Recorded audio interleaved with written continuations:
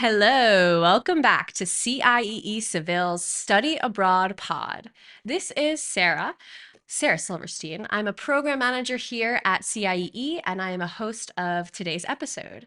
So thanks for tuning in. Today, I'm joined by two wonderful guests. First, we have Audrey Wellington, a CIEE student who you'll get to learn a bit more about in just a moment, and Elena Brown, a CIEE staff member who works primarily these days with the is it the high school study abroad programs, correct? That's right. Yes, awesome. It's so great to have you both today. Thank you. So, a little bit about what we're going to be chatting about today is drum roll, please. A biggie, culture shock. But before we get into that, I'd like to introduce our guests today. Our first guest and my co host for the day is Audrey Wellington. Audrey is a junior studying Spanish and international relations at the University of Wisconsin-Madison, but she's originally from Boulder, Colorado. She is a year-long student in the Advanced Liberal Arts program here at CIEE Seville. This semester, she's enrolled in two classes with CIEE and two direct enrollment classes at the University of Seville. Her favorite class right now is Baroque art. And she's currently living with a host family in Triana. Shout out to Triana, that's my neighborhood. A historic neighborhood of Seville that's famous for ceramics and flamenco. A warm welcome, Audrey. Hello. Hi, thank you for having me on, and thanks for the introduction. Of course, we're so glad to have you. And like I mentioned, we're also joined today by CIEE staff member Elena Brown. Hello. Hola, everyone. Great to be here. Looking forward to it. Awesome. So, Elena, we're so glad that you could join us today. And I'm wondering if you could give us a little intro about who you are and, get the ball rolling. Absolutely. Well, long story short, I am a CIEE alum. I am a Badger, just like Audrey, the Badgers. And I was here a student years ago. I'm not going to tell you how long ago because I'll keep that a secret. But I was here as a liberal arts student years ago. And I ended up falling in love with Seville. And I have to say, I ended up falling in love with my intercambio. Ooh. So that is what brought me back here to Sevilla. And almost been 19 years now. Can't believe it. Amazing. That's amazing. Yeah. Well, thanks so much for that introduction. It's always so great to have alum. It's great to have staff. It's great to have current students on air with us. So thanks for that intro. And I'm thinking about it between your personal experiences, your professional experiences, you really are a great person to ask. So let's start with the big hitting question. What is culture shock? What is it? Yeah, well, culture shock is what we all experience when we're thrown into a new environment that doesn't really kind of fit with what we're used to. That sense of just being disoriented, of those emotions, the ups and downs that go with being in a new situation, right? Usually new cultural environment. I think most of us, when we've experienced that, one thing that we see, it happens a lot with time, with time schedules where, for example, here in Spain, it's very common to eat dinner really late at night, whereas in the US, well, not so much, Yeah, right? yeah, absolutely. Yes, and what else? Those kinds of changes in attitudes and values and beliefs that don't really fit with what you're used to. Yeah, absolutely. Those are some really good examples. There's so much more that we can get into, and we just think about just the top of the iceberg there, right? Communication, schedule, how we orient ourselves in our daily life. So kind of that we've kind of established a clear idea of what culture shock is or how it feels, the experience of it. I'm wondering if Audrey could kind of chime in and tell us a little bit about what your experience of culture shock has been like, and if any experiences where you've experienced culture shock stand out particularly. Yeah, definitely. I'd say that besides the meal times, which were definitely a large adjustment, one experience in specific that comes to mind is last Thanksgiving. So, a big area of culture shock for me has been that here in Spain, it's not as common to hang out with your friends in your apartment or in your Yeah, home. It's a lot more out on the street because the weather's so beautiful, or in absolutely. restaurants and bars. Calls us out. It does. It calls us out of our home. It does. Definitely. And so it was difficult for me because a lot of my hobbies are indoors. I like doing puzzles and board games and all that fun, like watching movies, stuff that happens inside. So for Thanksgiving, which I knew would be difficult already, being away from family and my friends, I asked my host mom if we could invite my friends over to eat dinner at our homestay, which I was super excited for. And since I love to bake, I was going to make dessert. So in my family, we always eat sweet potato casserole for Thanksgiving, which was my plan. I was going to make it for my host family. Baking here in Seville takes me a little extra time because I have to translate all the ingredients and then go to the store and then inevitably find out that they don't have what I want at the store and go back a couple more times. So it took me about the whole afternoon on Thanksgiving to make this dish. I was finally ready to put it in the oven. And then I put it in the oven, turned around to do the dishes, and 5 minutes later smelled it burning. It's supposed to be in there for 40 minutes. So I knew something was wrong. My host mom comes home from work at that point and just laughs because the oven's set to 250 Celsius, which is about as hot as the oven goes. So I converted wrong. My dessert was completely burnt, and I was feeling pretty upset with myself for messing up my one bit of American culture we're gonna enjoy together. But my host mom comes out and she takes one of the little spoons and tries it and just lies straight to my face and says, "Oh, it's so good. These burnt marshmallows are it's a great flavor. I love it so much. We have to don't throw it out. We'll eat it." So my friends come, we have our big Thanksgiving dinner, we have patatas bravas and croquetas and burnt sweet potato casserole for dinner. And it was a great night, even though things didn't go as planned and I was experiencing the shock of having my first Thanksgiving outside of the US. It was still an amazing experience to share together. So it's one of my favorite Thanksgivings, I'd say. That's a great story. I'd have to say I have quite a few anecdotes and stories about Thanksgiving as well. I mean, I haven't had any disasters around Thanksgiving yet. But one thing I realized is that my kids really want to have like a real turkey. I said, "What for you is a real turkey?" Like a real turkey, Mom, a big turkey that can fit in the oven. So, my attempt at where am I going to find a turkey, right? First, that was the struggle. And then once I did find a turkey, it was, how am I going to get this turkey into the oven? And it didn't fit into the oven. Why is that? Because ovens here in Spain are really small. tiny in I think comparison. they're about half the size of the ovens in the US. So there went my turkey. So what you have to learn to adapt, and we can have a Thanksgiving with turkey breasts. There are ways, you just Exactly. got to be flexible, right? Absolutely. And I'm still in an apartment without an oven. And I have a little toaster oven that is my best friend, right? So I'm not the best baker, but definitely absolutely relates to kind of having to, adjust using different tools Yeah. and adjust our ideas to scale, and I definitely that's also a time of year that I get a little homesick as well. So Thanksgiving, I always want my aunt's stuffing. So definitely, Hmm. definitely relate there. Hmm. And how long have you been in Spain for? It's a great question. I'm in my fourth year since I've moved to Spain. I originally lived in Galicia in northern Spain, and I've been in Seville for about 3 years now. Which is yeah, I'm living here full time, I guess, for Spain and for 4 years. Wow. Yeah. So that's a decent amount of time. Do you ever get homesick or experience culture shock? Absolutely. I think like around big holidays in the States, Thanksgiving, definitely get that sensation, like I mentioned. But something that I come up against in my day to day, it's is actually has to do a little bit with the weather and climate in Seville. We have a very hot days here. We kind of, you know, spring off of, summer into winter. The seasons of fall and the seasons of spring are very short. So one thing that I actually constantly struggle with is wardrobe and how to kind of master a transitional wardrobe, right? So, people here really dress for season, and I love that, right? I think it's awesome to get into that energy of, okay, yes, fall is here. It's time to take out my sweater. It's time to put on my boots. Or okay, spring is here. We're transitioning into lighter wear. Even on maybe a hot day, a nice sandal, right?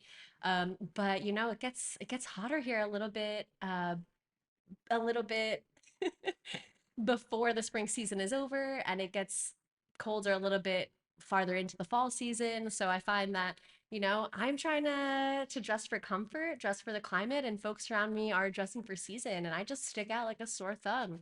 People are really in their down coats and their long jackets, and I'm like, guys, it's like 80 degrees out.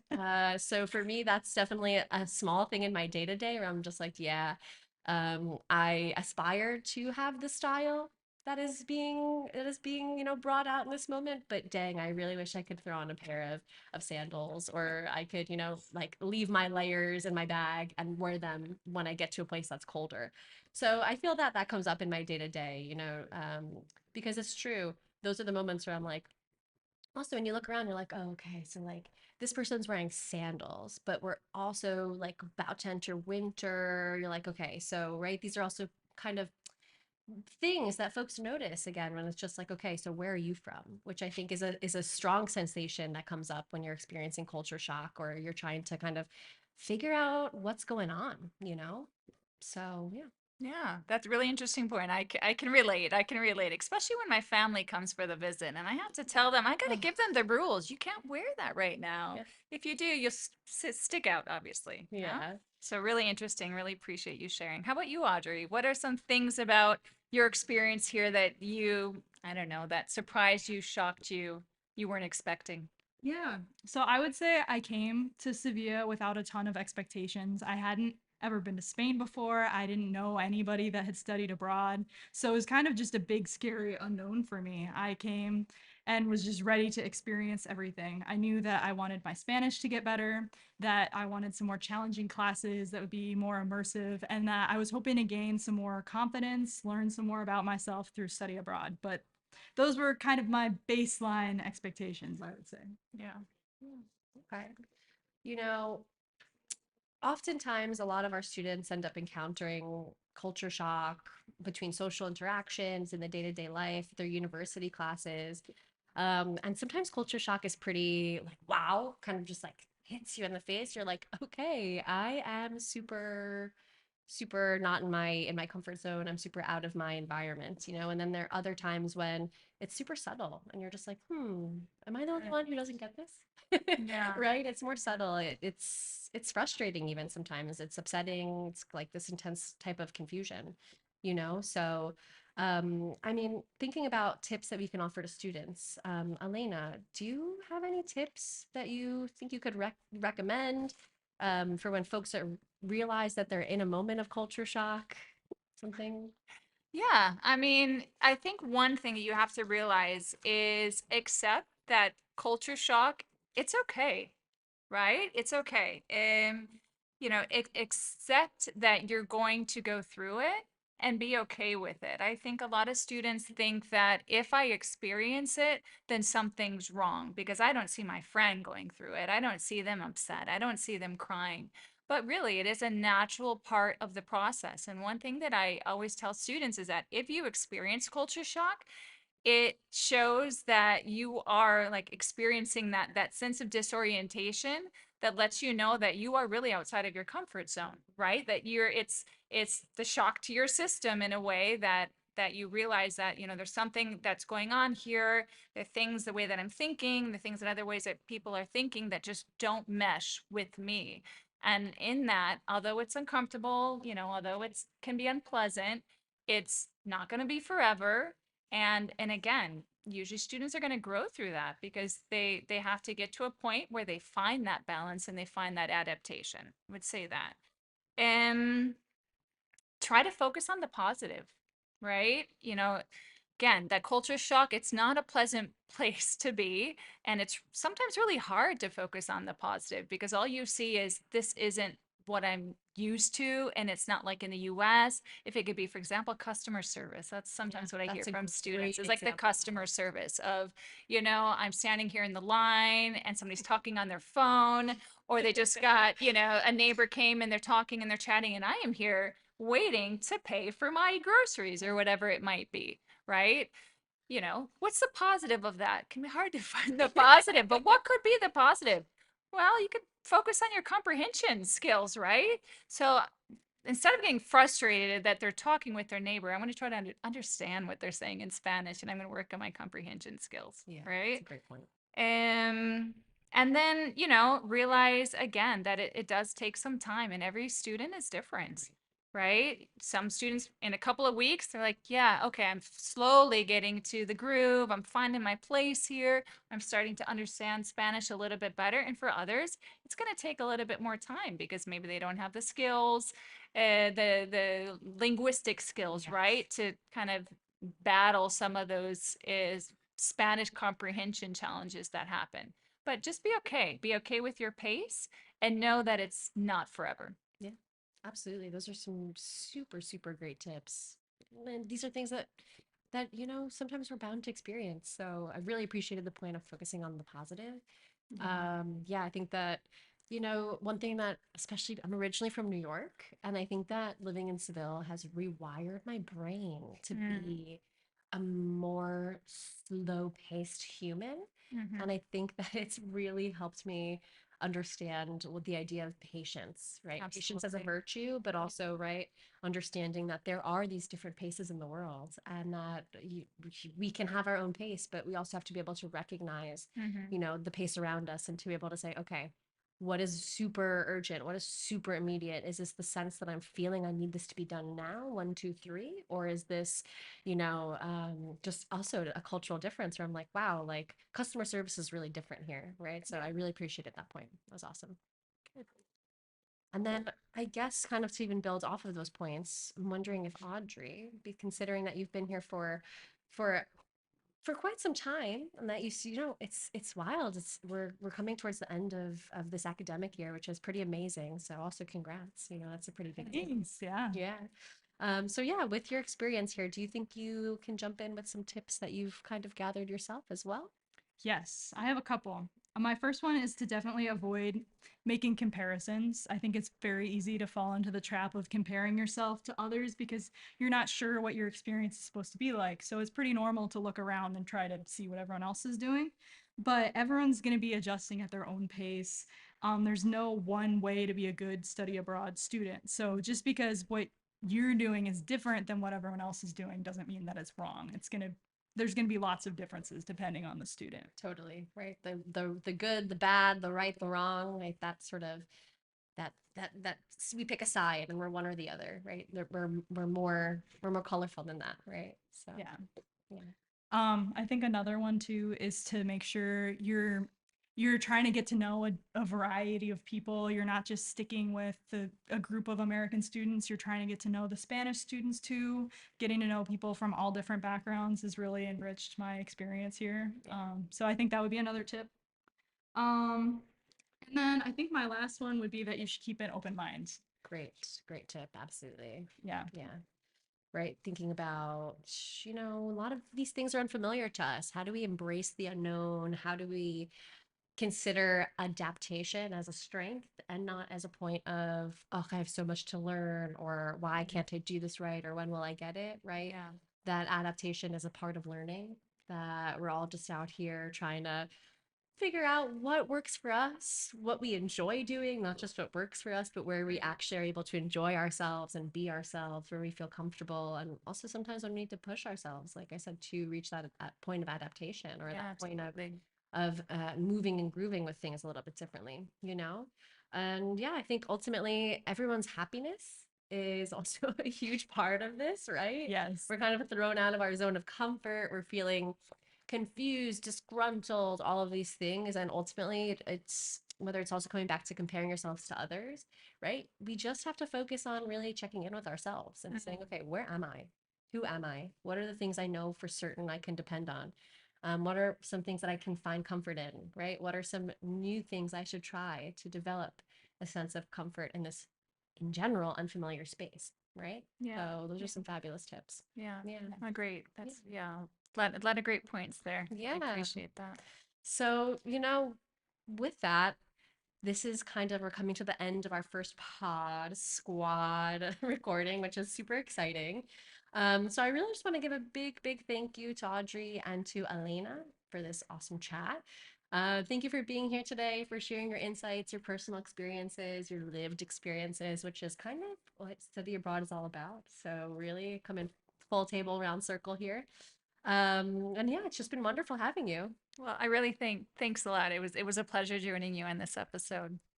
Yeah, thank you for having me on. It was good to be able to share my experience. Hopefully it's helpful to other people. Yeah, absolutely. And with this podcast series, we really hope to shine light on some of the, the resources that we have on site, whether it's knowledge and expertise from our staff members, and it's also shining light on student experiences. So thank you again. And before we sign off, I just would like to plug an interesting article that some of our colleagues in the CIEE Seville office were chatting about. We were reading an article that was published by the US Department of State, which is actually called Context is Everything. We're constantly trying to figure out how to, bring in current conversations around translating life between cultures. How do we actually participate in intercultural exchange and understand what's happening, Mhm. how we are communicating, and also have a better sense of where we are, right? And understanding that cultures outside of the US might not, communicate in the same ways or might not be thinking about the same things in the same ways. So we found this article called Context is Everything, which is from their bigger resource archive called A Guide to Answering Difficult Questions Abroad. I highly recommend checking this out if you're interested in reading more about the topic, if you're interested in kind of diving in further. Because this is super relevant, right? I'm sure people thinking about this, whether they're coming abroad, whether they're on site and listening. So definitely take a look at that. And on that note, that's all I've got for you today. Thanks for listening to CIEE Seville's Study Abroad Pod. We would like to give a special thank you to Audrey Wellington, to Elena Brown for joining us today.